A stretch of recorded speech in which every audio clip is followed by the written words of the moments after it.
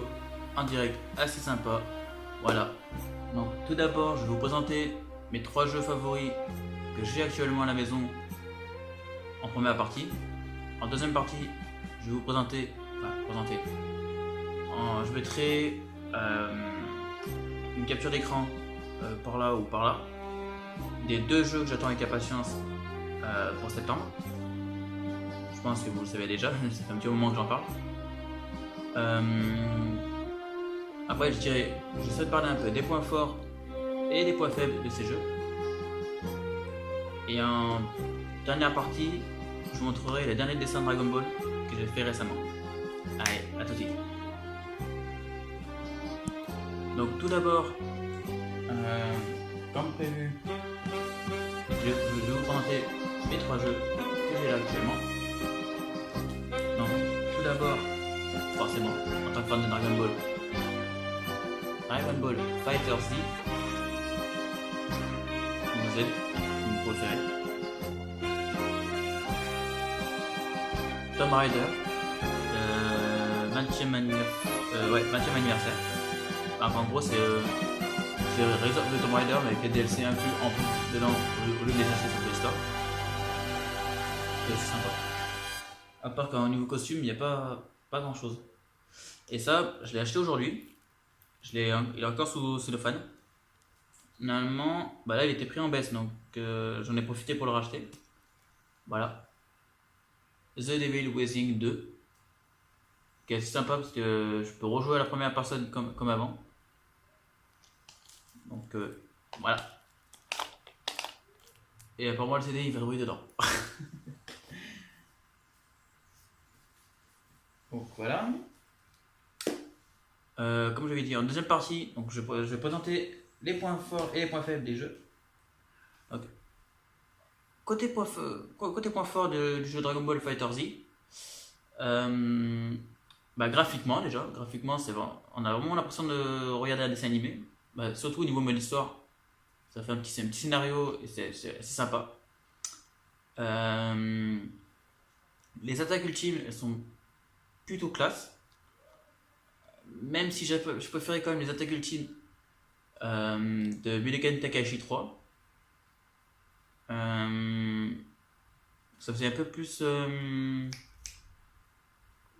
combo en fait.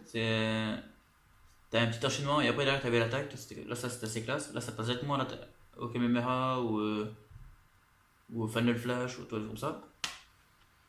Après côté point faible du jeu, malheureusement ça je pense qu'on va tous être d'accord. C'est le versus fighting. Le versus fighting.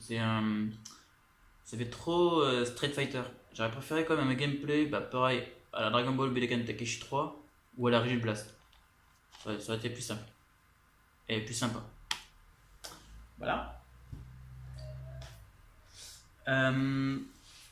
Point fort de Rise of the Tomb Raider.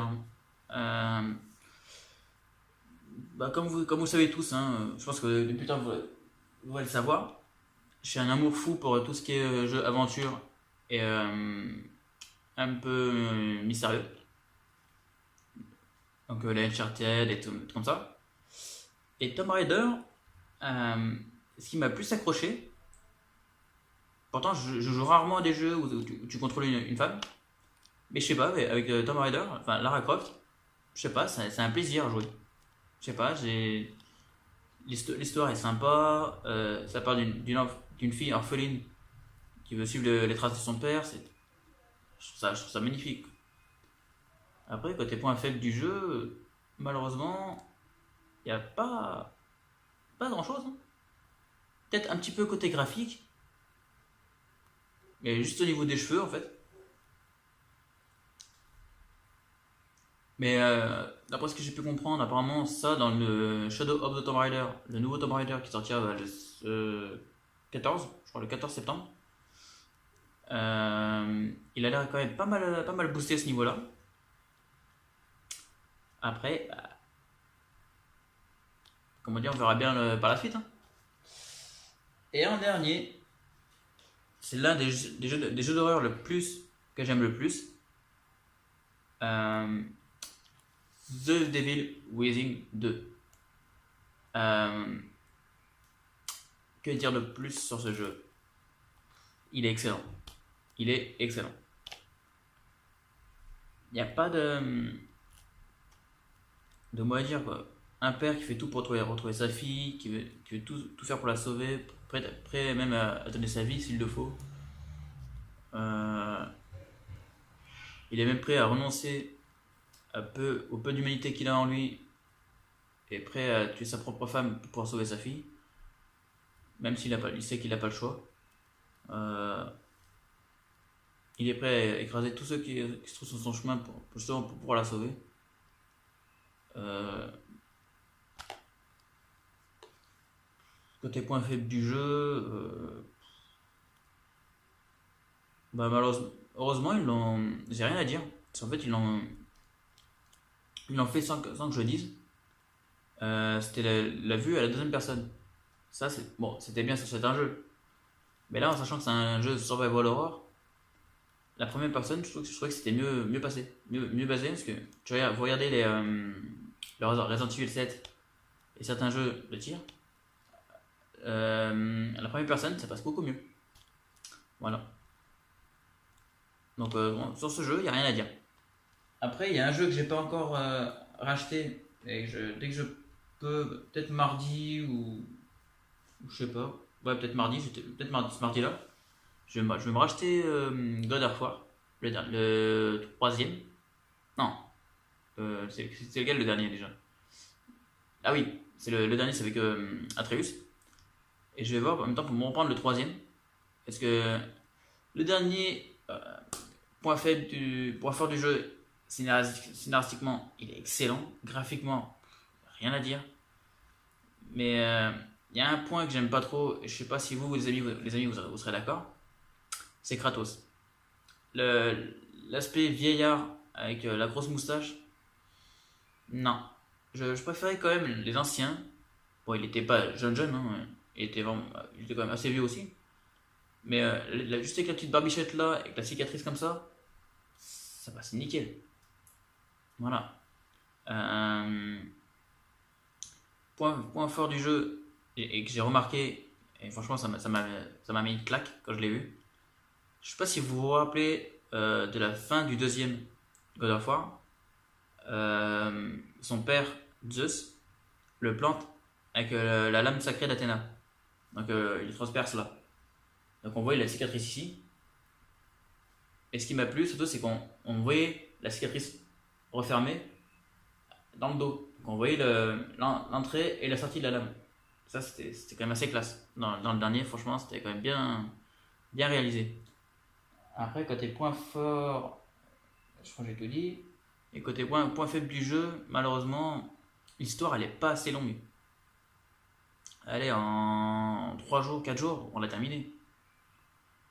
Donc en espérant qu'un peu plus tard dans les années à suivre, en espérant qu'ils vont peut-être rajouter des petits mots d'histoire ou des petites quêtes annexes avec des scènes scénarisées, ce serait bien. Voilà. Et comme promis, bah, pour la troisième partie, je vais vous présenter les nouveaux dessins que j'ai faits. Donc tout d'abord, un classique, hein. Vegeta arrivé sur la planète Terre, saga Saiyan. Que dire, bah, il est élu, hein. Il est Vegeta quoi. Ça c'est un petit dessin de Naruto et Sasuke quand ils étaient petits. C'est un dessin que j'affectionne énormément.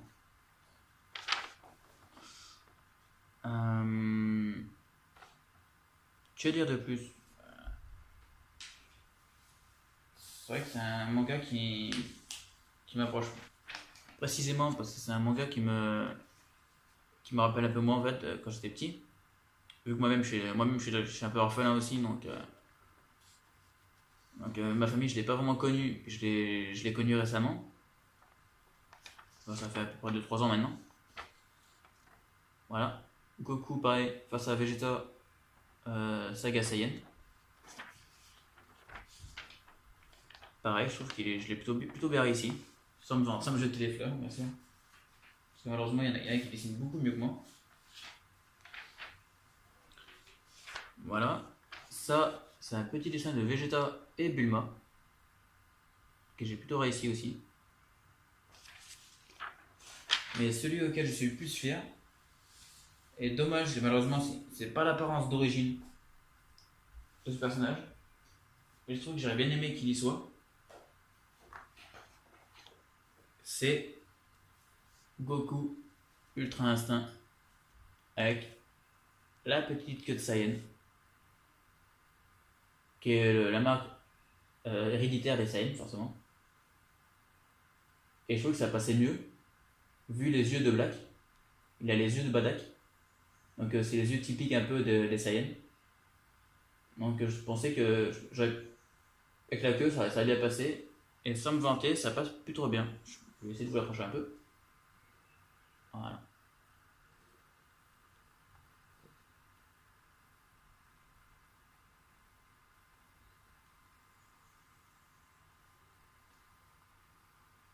Alors, vous ferez pause pour regarder si vous voulez.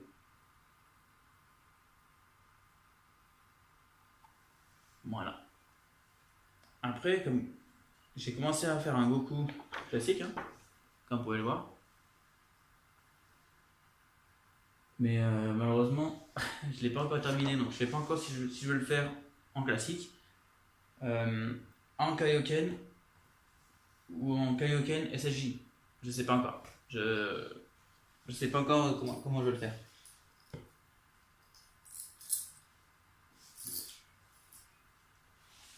Après, que vous dire de plus?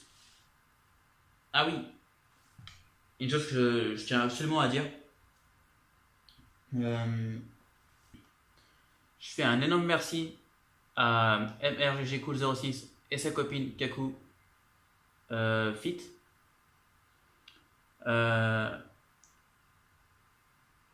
Car ils sont vraiment excellents, c'est des personnes formidables.